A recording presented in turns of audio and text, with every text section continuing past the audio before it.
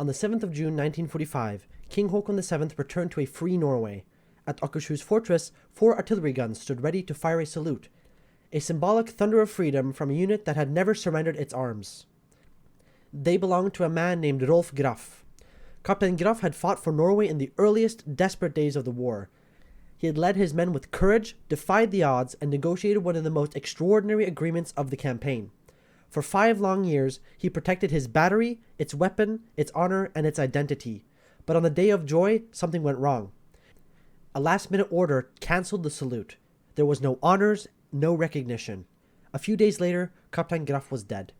His stories, like the guns that never fired, was left in silence. Until now. Rolf Adolf Svendsen Graff was born on the 8th of November 1898 in Kristiania, modern-day Oslo. He grew up in a rapidly changing Norway, an emerging modern state still nursing the memories of a union with Sweden and preparing to stand on its own.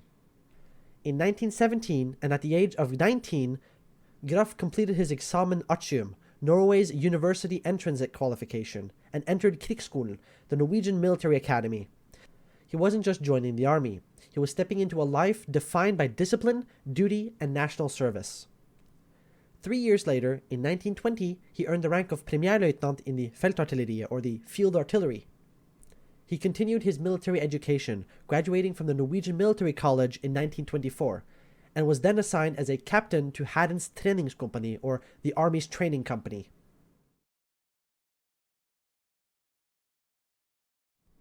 Throughout the 1920s and early 30s, Graff built his career in uniform, but his ambitions extended beyond the barracks.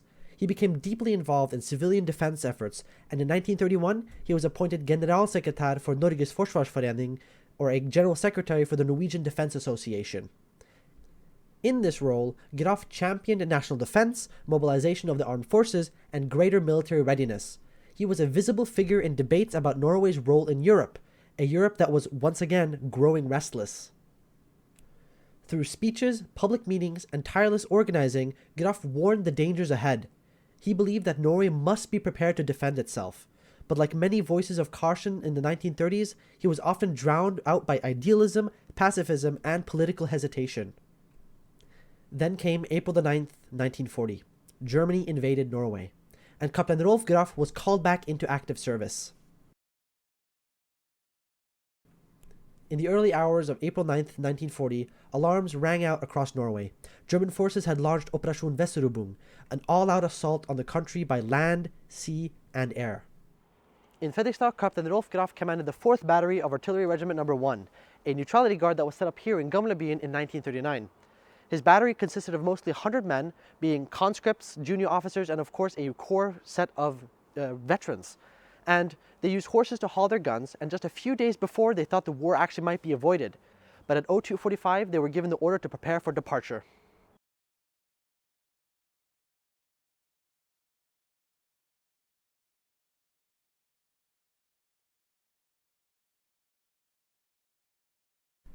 By 07:15, Graff's battery had reached Kulrød, east of the city. That night, under darkness, they had moved again, heading inland towards Sekkeland. The terrain was difficult. At one point, an accident in the road forced 3 of his men to be hospitalized, but the march continued. They arrived at Solmonrud on April the 11th. Here, Captain Graff met with the Askim detachment's command and was ordered into a position near Hov School, just southwest of Askim. The target, Vamma and Skikkelsrud, key points in the Glomma River. That same evening, the guns of the 4th Battery were wheeled into firing position. On the morning of April 12th, Graff's battery opened fire. The target, Skikkelsrud Kraftverk, the hydroelectric plant near Fossum Bridge. His men struck the objective with their very first shot, and Norwegian spotters confirmed the impact, direct hit. Later that day, Graff was asked if his battery could assist in defending Fossum Bridge itself, then under German pressure. He agreed, but only if he could move his guns. Permission was granted. At 1800, the battery opened fire again, this time on the Fossum Bridge. Over 30 rounds were fired. Despite limited visibility, German fire was reported nearby, but Graff held his line.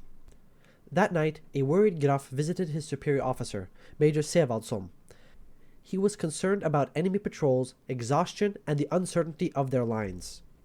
The two men spoke frankly. Sevaldsson, who had barely slept since the beginning of the invasion, promised to pace himself. Graff returned to his men and made ready for whatever came next.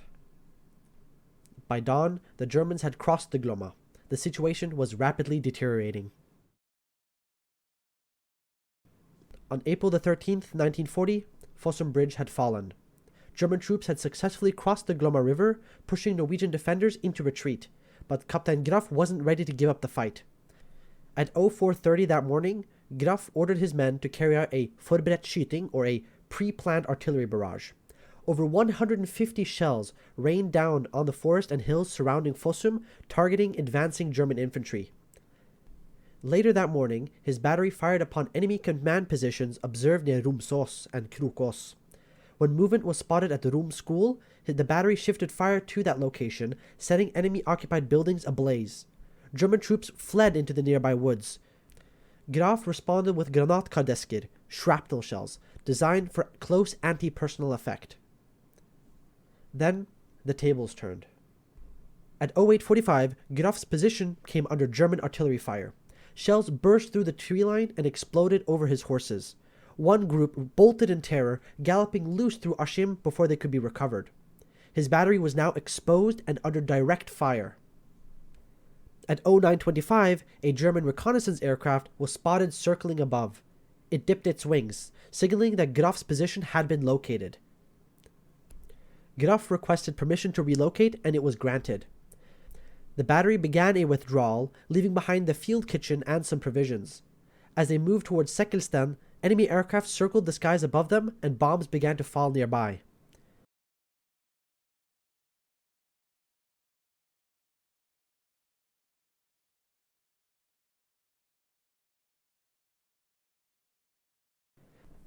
By the time Graff reached München to rejoin the main force, it was too late.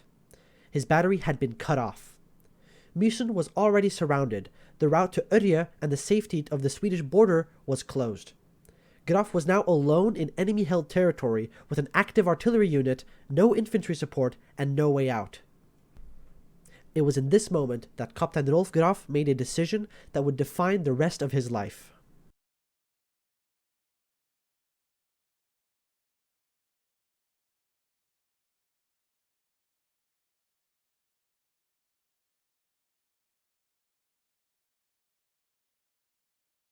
Captain Rolf Graff's 4th Battery had survived days of combat, firing over 350 shells from Fossum all the way to Askim. They even held the line as the Norwegian front was collapsing around them, taking direct fire from German artillery.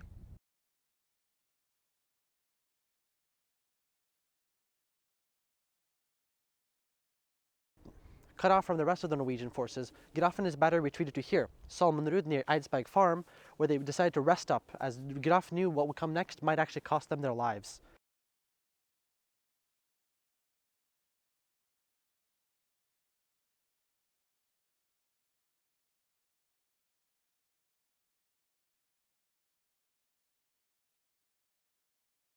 They were surrounded, running critically low on food as their field kitchen had been abandoned in an earlier engagement, ammunition running critically low, and of course they had no more infantry support. Rolf Graff refused to surrender on these terms, and instead he did something quite extraordinary. Cut off, surrounded, no reinforcements in sight, but he refused to surrender a fully operational battery. Instead, he acted. He dispatched a messenger under a white flag carrying a clear message to German forces. He was nearby, his battery was intact, fully armed, and ready for combat, and he wished to enter negotiations. At dawn on April the 15th, he rode alone into Askim, behind enemy lines, under a white parliamentary flag. There, he met with the German regimental commander, Oberstleutnant Schaller. Rather than provoke bloodshed, Schaller agreed to negotiate. The result was one of the most unique arrangements of the Norwegian campaign. The agreement of April the 15th, 1940. The first clause is that the 4th Norwegian Battery of Artillery Regiment No. 1, after honorable combat and under the current circumstances, the withdrawal of the 1st Division towards the Swedish border, and the fall of the fortress at Mysen, is granted free withdrawal with full weapons and equipment to its peacetime location at the artillery barracks in Fredrikstad. The second clause states that the battery commits not to participating in further combat until the day that Norway is again master of its own territory.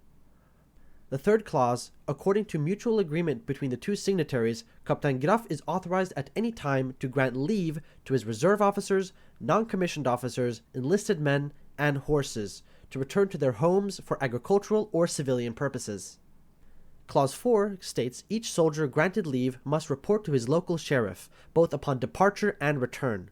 Captain Graff is responsible for maintaining the following lists: a full roster of the battery, a list of those granted long-term leave, and a list of those on weekend, Saturday to Sunday leave. Clause 5 states that weapons and equipment are to be secured by Captain Graff in the artillery barracks and the designated depot. Clause 6 states that the battery officers retain full use of their mess hall and may use it without restriction. Clause 7 states that the horses' stables assigned to the battery shall remain with the battery. Clause 8 states that the battery will comply with all orders issued by the German Fortress Command in Fredrikstad regarding blackout conditions and air raid alerts. Clause 9 states that the pay and salary arrangements for the battery are to be handled by the Administrative Council of the Norwegian government in Oslo. If this is not possible for unknown reasons, the matter will be arranged by the German Wehrmacht or its legal successor in Fredrikstad.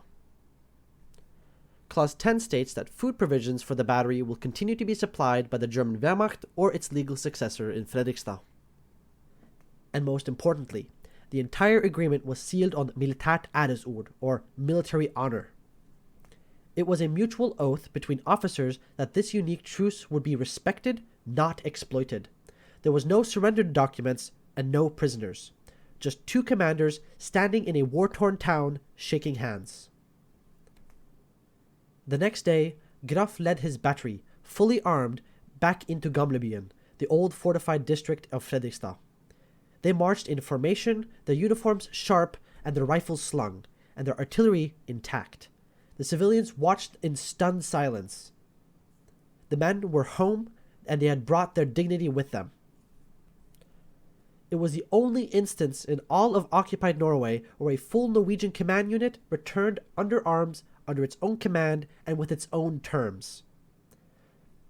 Shortly after, Graff filed his after-action report. In it, he noted, "The battery's equipment is, according to agreement, guarded by the civil guard of the 4th Battery until Norway is once again master of its own territory."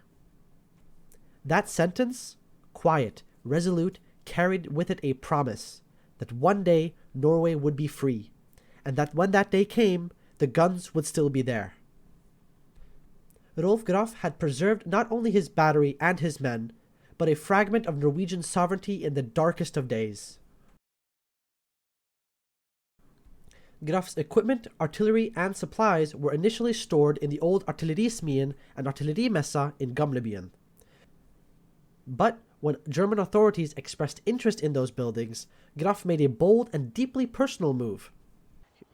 He used his own funds to purchase the property at Tøyhusgaten 45, where he moved the guns and materiel of Battery 4 out of German hands and into private hands. Graff made it strictly clear that no Norwegian collaborators or Germans would have their hands on their guns. Tøyhusgaten 45 became a fortress of legality and of quiet resistance. It was here that a strange kind of limbo settled in. The guns were untouched. The guards, known as Civilvakten, were former soldiers of the battery. They stood watch in Norwegian uniform, bearing Graff's authority, not Quisling's. But there was more happening behind those doors. Under the protective cover of the battery's unusual legal status, resistance activity quietly took root. Milorg, Norway's main military resistance organization, and XU, the secret intelligence network, are both believed to have used Tøyhusgaten 45 as a discrete base of operations. Protected by its agreement, and guarded by the men loyal to Graff, the building became a hiding place, not just for equipment, but for plans, people, and purpose. Still, Graff's position was constantly under pressure. In 1942, local Gestapo agents summoned the guards, but Graff intervened directly, communicating with Central German military leadership. He reminded them of the agreement's binding nature. The Gestapo backed off. In May of 1943, a detachment of German soldiers raided the depot, attempting to confiscate the battery's materiel. The guards protested. Graff acted swiftly, escalating the matter to General von Falkenhorst, commander of the German forces in Norway. By the next day, orders were issued. Everything was to be returned. The Germans had broken their honor, Graff had called them on it, and they relented. And yet the threats continued. The Führergarden, acting on behalf of Quisling's regime, made multiple attempts to seize the equipment outright. Uniforms, weapon, and artillery were targeted, and some material was taken.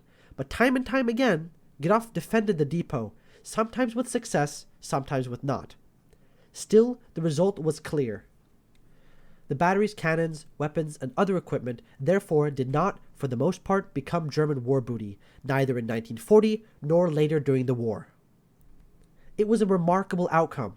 In an occupied country where surrender was the norm, one battery, through persistence, clear maneuvering, and the force of one man's will, had preserved its independence. Among the people of Fredrikstad, it became a legend. Everyone in the town knew the story of the battery that refused to be disarmed. As the war raged on and the German grip tightened across Norway, one man stood unshaken in the eye of the storm, Captain Rolf Graff. To the civilians of Fredrikstad, he was already a local hero. The man had defended the invader, the officer who had brought his men home, armed, unbroken, and proud. The commander who refused to bow to either Quisling or the Gestapo. But not everyone saw it that way.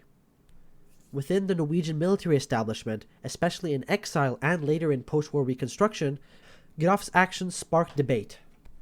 Critics pointed to April 13, 1940, the moment when Graff had reportedly received an order to retreat and regroup at Halland Church. They questioned why he had instead stayed behind, chosen to fight longer, and eventually separated from his battalion entirely. In a military system built on strict discipline, Graff's independence was unsettling. To some, it looked like disobedience. To others, it looked like leadership.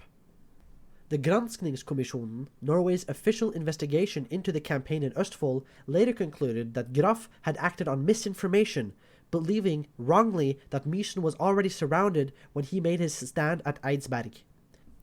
They also acknowledged his meget faste holdning, or his extremely firm stance, in the face of enemy demands.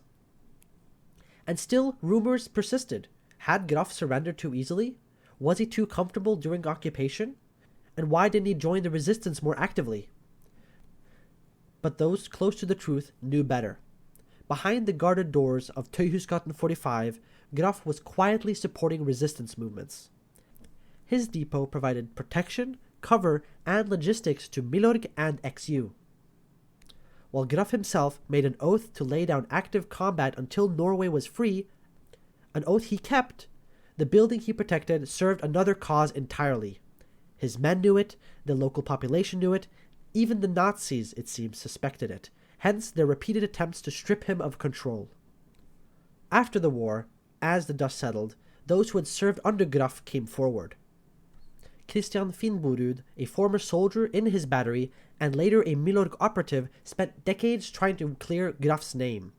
He gathered testimonies, documented the battery's true role, and even lobbied to preserve Graff's grave as a place of honor. Another soldier who knew him firsthand was Sergeant George Hjalmar Skjærulf Mørk. His words speaks volumes. After returning home, I was employed for a few months by Artillery Captain Rolf Graff in the Old Town. He had a special Weihrebarung with the German occupying forces, so that after a good fight he was allowed to march free with all his weapons. He had all of his soldiers inside for a long time after all the fighting had ceased in Norway, and had a guard post outside in the artillery barracks with bayonets raised in Norwegian uniform. The soldiers were sent home on their own accord, but he was allowed to keep the weapons, even though he had to hand over the ammunition. Graff kept his men together, disciplined, uniformed, and armed, long after Norway had fallen. They stood guard over their own territory. To some, he had acted too boldly. To others, not boldly enough. But all agreed on one point. Rolf Graff had done what no one else dared. He negotiated with the enemy and walked away with his dignity intact. May 1945. The war was over. The German forces in Norway had surrendered. Norwegian flags flew once again. The king was returning, and hope filled the streets. And in Fredrikstad, the men who had once served under Captain Rolf Graff waited for the day their commander would finally be recognized. For 5 years, Graff had upheld his promise. He had protected his battery, he had defended his agreement, he had endured the suspicion, the isolation, and the pressure waiting for this moment. Then came June the 7th, 1945. 4 artillery guns, the same ones that had fired at Fossum Bridge in April 1940, were brought to Akershus Fortress in Oslo. The plan was simple, to fire a salute as King Håkon VII stepped ashore, returning to a free homeland. Captain Graff was to be in command. It would be a symbolic moment of restoration, a tribute, a final recognition. But that salute never came. A last-minute message was delivered to Captain Rolf Graff. The salute cannot be carried out because there is no blank ammunition available. A technicality, an excuse, a quiet dismissal of a long-awaited honor. To make matters worse, the message had been delivered not by a superior officer, but a lieutenant, someone beneath Graff in rank. After everything he had endured, he had just been brushed aside. This final slight, on the very day he had waited years for, was too much to bear. Days later, Captain Rolf Graff took his own life.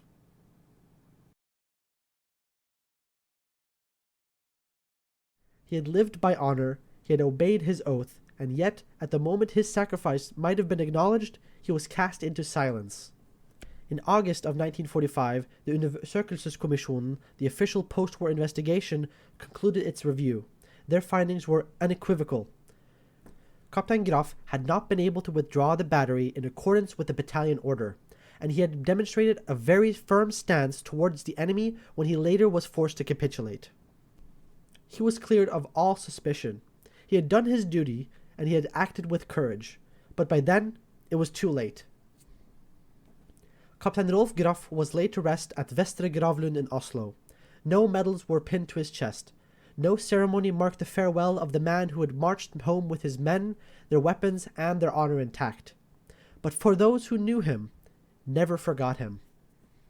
One of his former soldiers, Christian Finnborud, who served with him in 1940 and later joined Milorg, spent decades defending his legacy. Finnborud documented everything, Graff's actions, his agreement, the depot at Tøyhusgaten, and years of quiet resistance. He petitioned for Graff's grave to be protected and his memory to be preserved, and eventually others began to listen. In 1994, nearly 50 years after the end of the war, a bust of Captain Rolf Graff was unveiled in the conference room of Norges Forsvarsforening, the very organization he once led.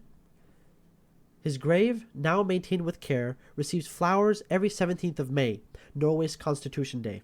It was no longer a forgotten corner of a cemetery, it was a place of respect. Time has a way of obscuring truth, of letting legends fade and doubts linger. But the Rolf Graff story is not one of surrender. It was one of resistance, integrity, and a devotion to principle. He did not vanish into history quietly. He fought to the last moment, not with bullets, but with duty. Not with speeches, but with steadfast silence. He stood when others ran. He preserved when others destroyed. He guarded his men, his guns, and the sliver of free Norway, even under occupation. Captain Rolf Graff never asked to be remembered. He did not write memoirs. He did not seek headlines. He did what he believed was right, quietly, stubbornly, and without compromise. He marched home under fire. He stood guard over his men and their legacy. He refused to let the symbols of Norway's resistance be stripped away.